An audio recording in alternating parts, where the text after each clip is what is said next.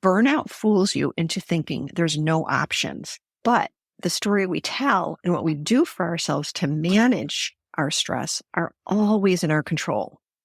The best time to address burnout is before it even happens. You're never too busy, too tired, too old, or too anything to pursue your dreams. Welcome to the Distracted Dreamer podcast, where you'll learn how to move all those never-ending distractions aside and chase your dreams with confidence. Well, hello, dreamers. I'm your host, Carlene, and I wanted to welcome you back, or maybe welcoming you for the first time to the Distracted Dreamer podcast. And I had an episode planned for this week, but I've decided to pivot so we can have a conversation about something you've been dropping in my inbox lately. And I've heard from a lot of you that you're feeling stressed. You're not feeling well mentally or physically, and you feel emotionally drained. I get it. There's a lot going on in the world that contributes to all of that. And much of that you don't have any control over. But there are things that you do have control over. And that's what we're going to talk about today. Burnout. That's the word I've seen over and over again in your messages.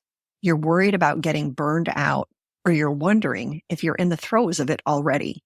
So this episode is a little bit longer today, but stay with me because it's a really, really important episode that can really offer you some relief from what's going on. So this is one of those episodes that you want to get out your notebook or open your notes app and capture these tools so that you can do these exercises and start feeling better. So today, what we want to do is we want to talk about how do you prevent and handle burnout? And I think this is really important, especially for all of you who are chipping away at your dreams. Maybe you're getting started in your business, making a big move across the country, or you're tackling the day-to-day dream of just living a life of peace and calm, free of all the chaos. And if we don't talk about burnout, it will hit you. So today, we'll talk about how we prevent it and how to handle it so that stress isn't running your life and your dreams. And if you preempt all the burnout, guess what happens? You don't have to go through the ugliness of it in order to fix it. So let's first answer this question. How do you know if you're experiencing burnout or just regular stress from living a full, busy life? So regular stress to me, it just feels like a bad day, but you're not getting sick from it. People who are in burnout are usually reporting that they're getting sick all the time. They're starting to lose sleep. They can't control their moods. And burnout usually comes with huge physical responses to it. When it's just normal stress, you may be stressed out. You might not get sleep one night, but I think of burnout as very chronic. It's like you will feel like you have weeks and weeks of not feeling well. And one of the biggest mistakes that I see people making is that they blame burnout on their workload, or they're blaming burnout on their work environment. But the truth about burnout is really simple. It doesn't come from working too much. So I really want you to hear this. Burnout does not come from working too much or having a crappy boss or having no days off. That is not how burnout works. But so many people think that's it. And when you don't know why it's being caused, guess what? It's easier to fall into it. So burnout actually comes from how you think about your work, how you think about your life or your family or your relationships, and how you deal with the stress from the day to day. So one more time, burnout actually comes from how you think. So think about your brain, about your work, when you're doing your side hustle, when you're at your job, or even your family stuff, whatever it is. And then it comes from how you deal with that stress from day to day. Now, I want to say it for the last time because I promise you, you cannot defeat burnout if you don't understand the concept. Feeling burned out is rooted in how you are thinking about your work and how you are reacting to the stressors in day-to-day life. Our brains are wired to tell stories. They are not wired to see things factually as they're happening. So we have to be very mindful that if we're feeling burned out, we have to remind ourselves this is not about how much work I'm doing or how busy I am. So we want to make sure we really understand that. So the way I like to describe it is two people can do the same job. They can work the same hours and they can have the exact same boss and one person is killing it. They're coming in every day. They're just ready to go, and they're the last one to leave. And the other person is ready to burn it all to the ground. They are ready to quit. They don't want to keep doing this. So it's the difference in how you're thinking when you're showing up to do the work. You can be like, whoo, I know I'm going to get this stuff done because I'm smart. You think things like, stuff's going to get done. There's plenty of time, and I know how to prioritize. And you also think that when stuff doesn't get done, guess what? It probably wasn't that important anyway. I know how to prioritize. Versus the other person, you work 12 hours a day and you think, I hope to God this works. All this is on me. Stuff that's not getting done must mean something's wrong with me. Do you hear the difference in that mindset? We will have the exact same amount of hours, and one person is leaving exhausted but recharged, and the other is leaving just exhausted. So the difference is not our workload. It's how we're thinking about it. Now, the second part of the equation is the difference in how we deal with the stress that naturally comes on. So this is good news because it means you do not have to wait for less work. You do not need to wait for everything to magically work in your life. You don't need some 4 months like burn it all down or restart meditation and retreat. We handle burnout by changing how we think and how we process the stress that's happening in our bodies. And I used to be the first person with the crappy thinking, feeling like everything is a grind, and it wore me down. And I got sick and I ended up in the hospital when I was a young mom trying to do it all because I did not understand this. Now I no longer have burnout, and I have spent years doing what I'm going to show you today. And now I have times where I'm face down working with fierce determination, and I have other times when I scale back because I trust I know how to take care of myself when my body is showing physical signs of stress. If running around and stressing myself out clobbered me in my 30s, imagine what it would do to me today in my 50s. It's a hard no. It's like, now I trust I know how to take care of myself. I know how to talk through my workload. Or if I'm like, you know what, we're not getting enough sleep right now. We need a little bit more extra care. I know how to work with myself instead of against myself. So here's what I wanted to do with you today. I want to tell you what burnout really is and the difference between what we call real stress and our imagined stress. First, I want to talk to you about how do you handle burnout if and when it shows up? And then I want to give you some really simple tactical ways to stop burnout before it starts. The best time to address burnout is before it even happens. Once it's happening, there are other things that you have to do. So first off, let's just talk about burnout. What is it and what happens when that stress in your body doesn't get the release that it needs? So you see, you can't stop all the stressors in your life. There's just no way. Things are going to happen. Life is unpredictable. And that is the way life is supposed to be. But you are in total control over how you think about all of your stressors and how you respond to them. So I want you to think about that. You can't control the things coming in, but you are in control of your response, how you take care of yourself, and the story you tell yourself about all the things being lobbed at you each and every day. So stressors are like the normal things that are just happening in our life. And stress is the emotional and physical response to stressors that are coming at us. Normal stressors in life are like, if your kid gets an F on their paper. Stressors are things when your partner has a crappy day at work and they come home and they're in a huge mood. You can't control that. If your boss says, I need you to work this weekend, get those reports done and you were going to have a fun family weekend. Yeah. These are the things we cannot control that are getting put into our life. But the story we tell and what we do for ourselves to manage our stress are always in our control. So we know this. We already know this. We are not designed as humans to have a stress-free life. One of the biggest mistakes that I watch people make is we always say, if these things weren't happening, then I could do this thing. And it always makes us feel miserable. Just think about it. If you're thinking, if this wasn't happening, then I could do this thing. How do you feel? you probably feel helpless, maybe defeated, frustrated. So I always like to tell myself, it's not if this thing didn't happen, I could be doing this. It's this thing did happen. Now, what do I want to do about it? I am allowed to be mad that something happened. I am allowed to be disappointed that something happened.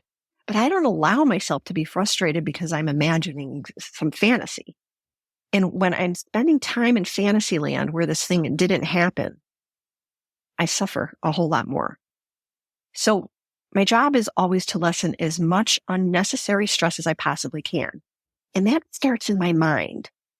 So you're not designed to have a stress-free life. That would be like a new parent saying, "Oh, I'm just so shocked that I'm tired." Like, what do you expect when you got another human depending on you all the time? And the only thing they can do is cry when they need something? Welcome to parenthood. Stress is so normal that it actually has a natural cycle. That's how we know we're supposed to be stressed. So stress is just your body's way of saying, hey, something's happening. We probably should handle this. It's like my dog Kip. Every morning he gets up next to me on the bed. And because I've been sleeping all night and not giving him attention, he sits there and he gives me kisses and literally stares me down because he's ready to go out and have his breakfast. And Kip's telling me, hey, you haven't given me attention. That is like stress. Stress is your Kip giving you morning kisses saying, hey, something's happening. We should probably handle this. In fact, we have a release of cortisol in the morning for a reason. Cortisol is stress hormone. That's what gets us out of bed. We need a certain amount of stress to actually function. So it's okay that Kip is giving me kisses and telling me that he needs something. It's telling me it's time to handle it. Stress is that internal system that helps you take action when you're supposed to. And this cycle started back in our cave woman days, right? We went hunting, a lion comes out of nowhere, and it tries to attack us. Stress kicks in immediately, and we go running off to safety. And the last thing we wanted back then was, a moment of zen. Oh, look at the nice fluffy lion coming at me. Maybe I should pet it. Maybe I should run. We don't want to be weighing our options. We don't want to be ducking our head in the sand. We wanted stress to kick in so we would run for the cave. So stress is the natural design in our bodies that gets us to take action whenever we perceive some type of threat to our environment. Now, here's where things have really gone sideways since the cave woman days. The problem is we live in modern life. There aren't any lions coming at us anymore. When we leave our cave, our comfy bedroom, to go into our office, our lions are now deadlines, meetings, carpools, paying the bills, worries about our life. We have these paper lions everywhere instead of real ones. And we weren't designed as humans to stay jacked up from the moment our feet hit the floor and scroll and commute and hustling to hit the deadlines to get it all done until our head hits the pillow. We are not designed as humans to be jacked up all the time as if our lives are in danger. Do you see how this can turn into burnout? Remember, deadlines and things like that are usually not as heavy as we're making them out to be. If you don't get your laundry done today, you'll probably have something you can wear. But maybe you keep telling yourself, oh my gosh, if I don't get the laundry done, I can't wear that favorite thing or my lucky shirt or whatever it is, right? I want you to see the stories that we tell ourselves because they are one of the biggest triggers for burnout. So take a moment. I want you to think about your day-to-day life. How much of your stress is worrying that you're doing things wrong? You're out there looking, you're scanning your environment, and you're like, oh my gosh, someone's doing it so much better than me. How often are you fearing what others must be thinking of you? How often are you living in what we call a hypothetical hell?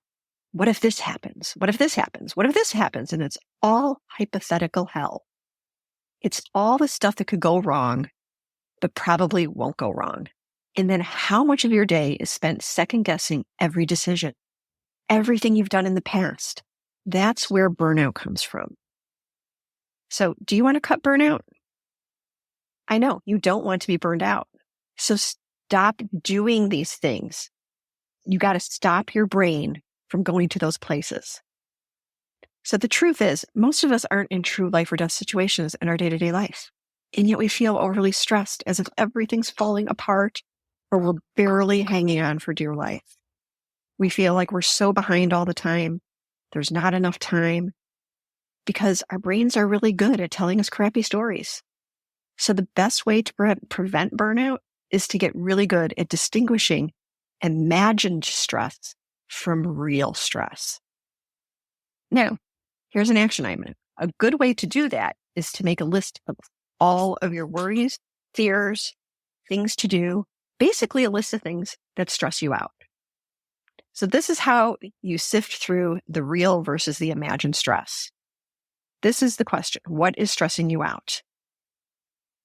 And one of the things that I didn't really put into this episode, but I want to add here, is your brain loves to be listened to. It hates when you don't. When you are trying to work through it or ignore it or slap a happy face on it, your brain doesn't like it. And I want you to think about this. We don't like when we're ignored. And we don't like it when somebody isn't really listening to us. Most of the time, we just want to be heard. And your brain is the same way. So you have to listen to it. So we're going to make a list of our worries and our fears. And then you're going to do this powerful exercise.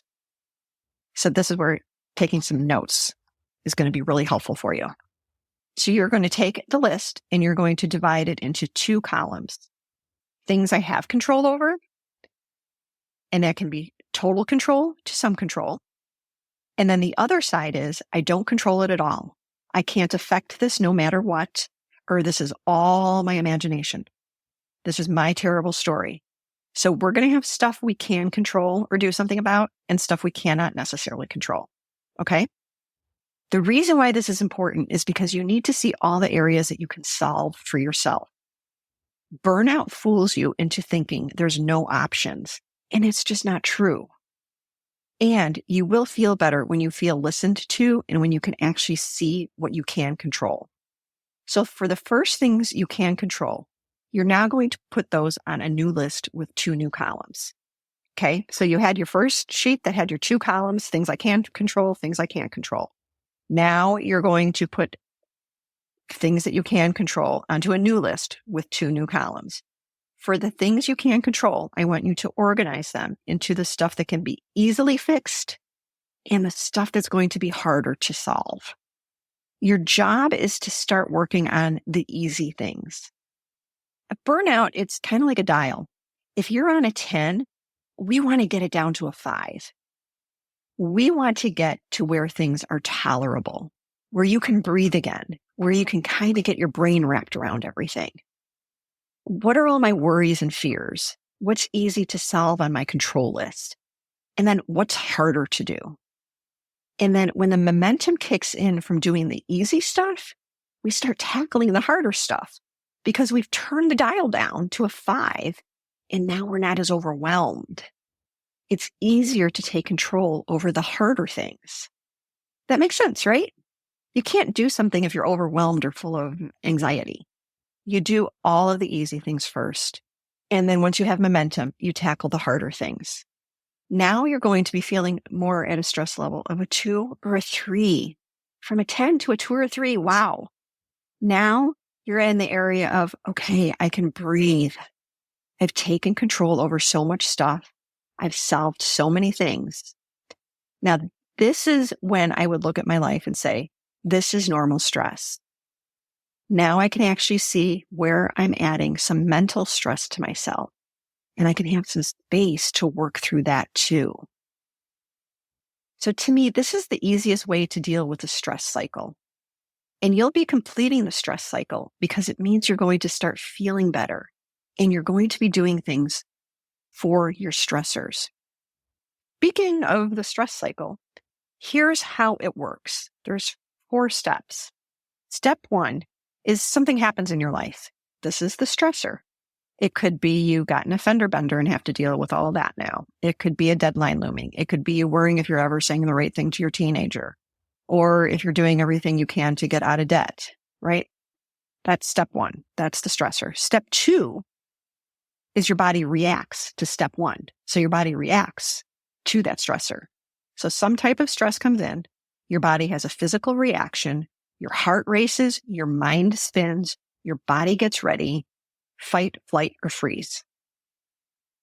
The third part of the stress cycle is you're supposed to deal with it. Your body needs to know the stressor has been handled either by doing something about what caused the stress or by challenging how you're thinking about it.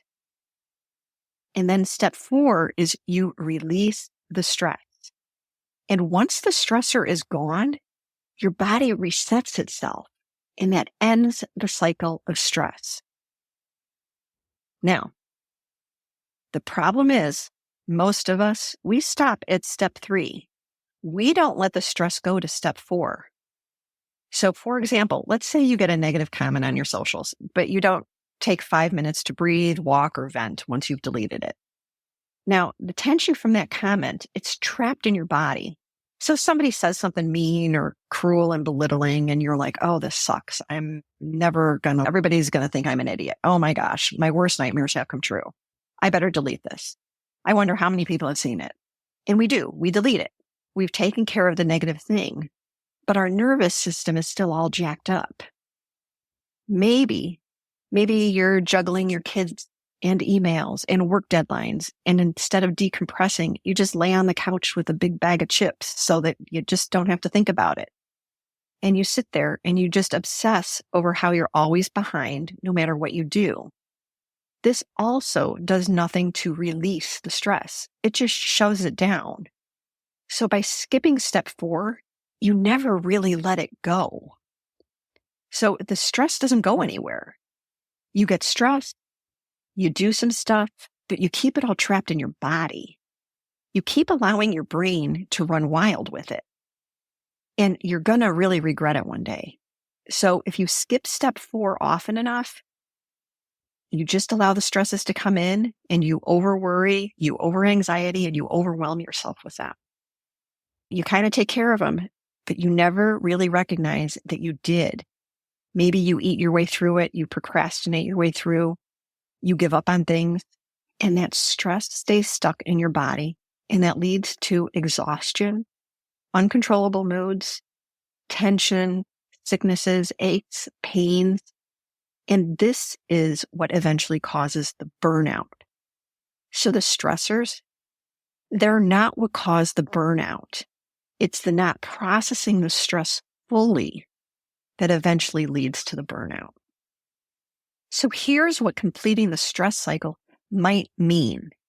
You let your body know that the danger is actually over. You release the stress in some way.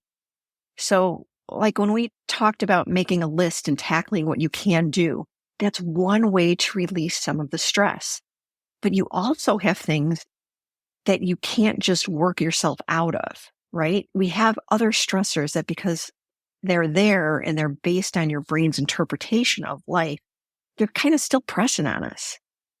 So these things need 2 different types of releases. You're only going to be able to do so much with your stressors. Now, what we got to do is we got to do these 2 things. One is you have to use your body to let go of some of it. So movement. This is why a lot of times people who work out at the end of the day tend to feel like they can rest better. So when you do things like movement or deep breathing for 4 to 5 minutes, or maybe taking a few minutes to cry or laugh. Oh my gosh, laugh is such a great stress reliever. Or talking to somebody that you trust. Those are ways to use your body to work out some of that extra tension that's going on in there. So it's like we got to get our wiggles out, okay? Any type of movement, breathing. If the thing you want most is to feel comforted that everything's going to be okay, you have to use your body. You could do something like using weighted blankets or take a bath at night. It's a signal to your body that says, oh, we're not in life or death situations right now. And it allows your nervous system to settle and calm. So these simple type of actions, they send your brain a message. The stress is gone. You're safe now. The stress is gone. And we've completed the cycle. The day's worries are over and you're safe right now. And you get to go at it again tomorrow. And that is important for both your body and your brain to experience. And that's one of the things that I would advise all of you is don't just always try to outwork your stress by doing more. Let the day be over. Finish the stress cycle and be done. The other thing is, don't just try to outthink your stress. Sometimes your body needs the message. Your nervous system needs its reset. And when we do things like breathing, crying, laughing, walking, exercise, hot baths, whatever it is, it's a really good signal to our body. The stress is gone. Now, the second way to release the brain's imagined stress, the stories we tell ourselves, is to, yes, challenge the thoughts that we're having. So you take the list of your fears, your worries, and your stresses that didn't have any kind of action you could technically do to solve. And you are now going to challenge those thoughts. So this is where we start retelling the story in a slightly different way. Notice I said slightly different, not in a better unicorn pie in the sky kind of a way. We just want to tell ourselves something else about what's going on that feels a little true. Almost always, our fears are what I call one version of something that feels true. Our fears feel so true. For example, if you're worrying you're never going to be able to leave your day job, and you're thinking, this is taking way longer than I thought it would. I'm never going to get out of here. We want to write about why it might not be true that you'll never be able to leave your day job. You want to ask yourself questions like, what could happen that maybe I'm not considering? So this is where we just nuance the thought rather than I'm never going to be able to leave my day job. You might change the thought to, it's not happening on my timeline, but it doesn't mean I'm never going to. Even just that thought, it's disappointing that it's not happening on your deadline, but I would trade feeling hopeless that I'm never going to be able to do it or angry or mad. So whatever churns up for you for disappointment with a little bit of hope mixed in, that's what you're trading it for. You can still be disappointed, but you want to have a little bit of hope because it's just not happening on my timeline. I was just wrong about how long it was going to take. I didn't know all the things that would go into this. So it makes sense that I would have guessed I would have been at a different place by now. And when you change a thought like that, it actually has secondary benefits. Like even in that thought, it allows you to have this idea of, I just didn't know all the things that would go into it. It allows you to have another thought, which is, I've done a lot of work. I've been working at it. It allows there to be what I call little thought babies. So one powerful new thought that feels slightly better gets to have little thought babies that start leading you into the direction of feeling a little bit better, feeling a little more hopeful. So the way I like to describe this is when you're challenging your thoughts and you're asking yourself, what else could be true about this that maybe I'm not thinking? It's called giving equal airtime to some more positive thoughts that automatically don't appear when we're stressed. Because you know what? Positive thoughts are not supposed to come up when we're stressed. All of our negative stuff is. That's our brain's natural design to try and get us to take action. And it thinks, if I scare the heck out of you, if I think about all the negative things, then you'll get to work in the right direction. But we don't need stress to do work anymore. Our deadlines and busyness are not lions. So now you know what to do with stress. Isn't that great? Well, let's move on and talk about how do you prevent burnout in the first place? Well, the very first thing that you want to do is you want to build the habit of completing the stress cycle that we just talked about. Do that moving, that breathing, the crying, the laughing, whatever it is. What I want you to do is I want you to establish a routine of things that you can do that you know that when I do this thing, I'm signaling to my body that today's stress is over. I might be worrying, but I want my body to understand I've handled some stuff today. For me, I work out in the morning. It gets all those feel-good chemicals going. I get to check in with other women at class, and it just helps to talk about what's coming up for my day, but also to hear about what's going on for them. And then I end the day with a quick scan of my day and see what went well. And I always give myself credit for trying, even if it didn't go as I planned. It signals my brain to say, oh, the day is done. You've done everything that you can. You did your best. So that's the first way you prevent burnout. You have to complete the stress cycle. You have to complete it. Get your body involved. Step number 2 to prevent burnout is you have to set some non-negotiables with yourself. You have to decide what you need every day in order to protect your energy. So I have a list of little things I do each day that helps me signal that everything's okay. The first thing I do is I plan my workday every day. And this really helps me stop stressing that there's not enough time. It shows me I've planned the most important things for the day. And when I say I plan my day, this is not a list of everything that I have to do. This is not a list of everything I think I should be doing. This is a very targeted, curated list of 2 to 3 activities that I know I must get done today. So being here with y'all was one of my key activities today because I'm here. I have a coaching call after this. Those are 2 of the 3. Now, that doesn't mean that I don't have extra hours, but I'm usually only going to put on my list the very few things.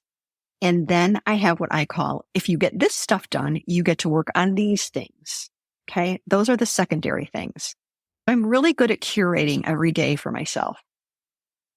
What is the stuff that matters? And all this other stuff, it can wait. One of the other things I do every single day is I either walk 15 minutes every day or I take a scenic drive, no highways. I take the hilly back roads here in Tennessee and I take in the scenery. Sometimes I'm listening to music or I'm simply enjoying the silence. But I just have little things that I do that help me tell my body and tell my mind I'm taking care of myself. You see, people who get into burnout, they don't do those things. They let the stress stay trapped in their body. They don't have signals.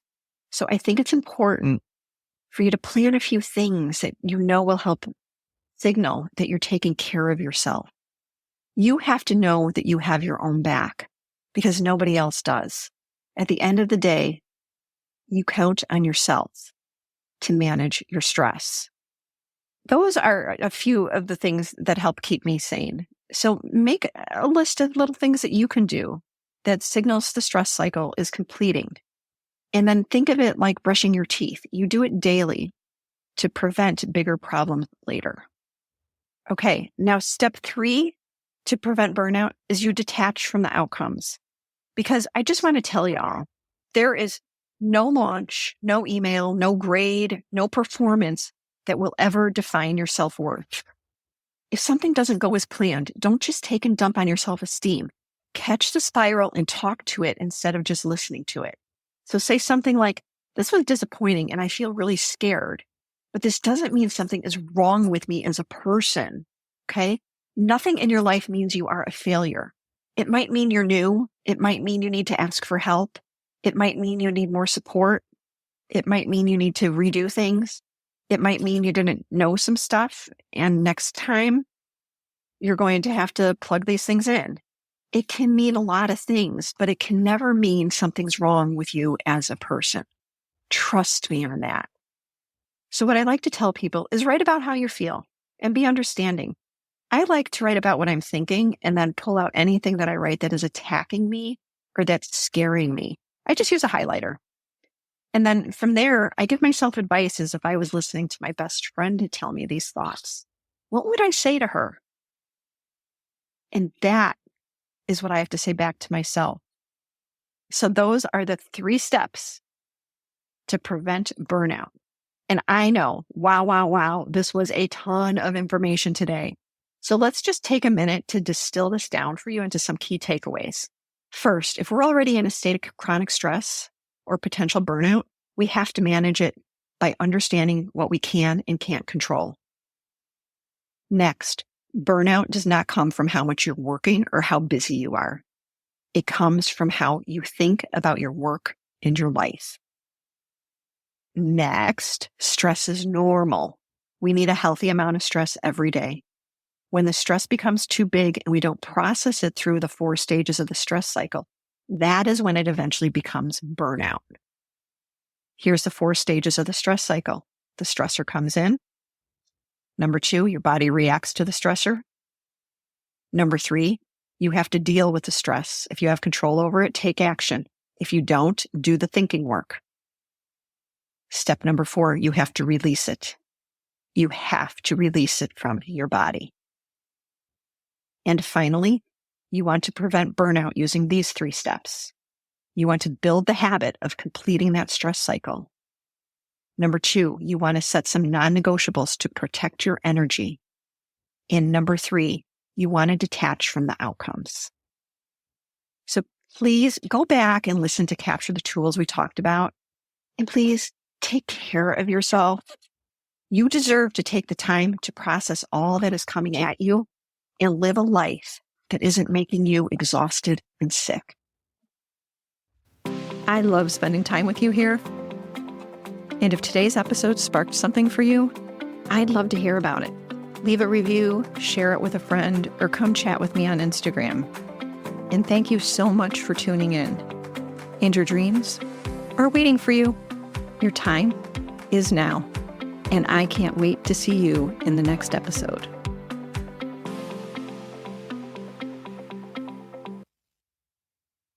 Oh, and one more thing. This is the legal language. You know, the stuff that the lawyers put together, and they say that I need to read this to you. So here we go. This podcast is presented solely for educational and entertainment purposes. I'm just your friend. I'm not a licensed therapist. This podcast is not intended as a substitute for the advice of a physician, professional coach, psychotherapist, or other qualified professionals. Got it? Good.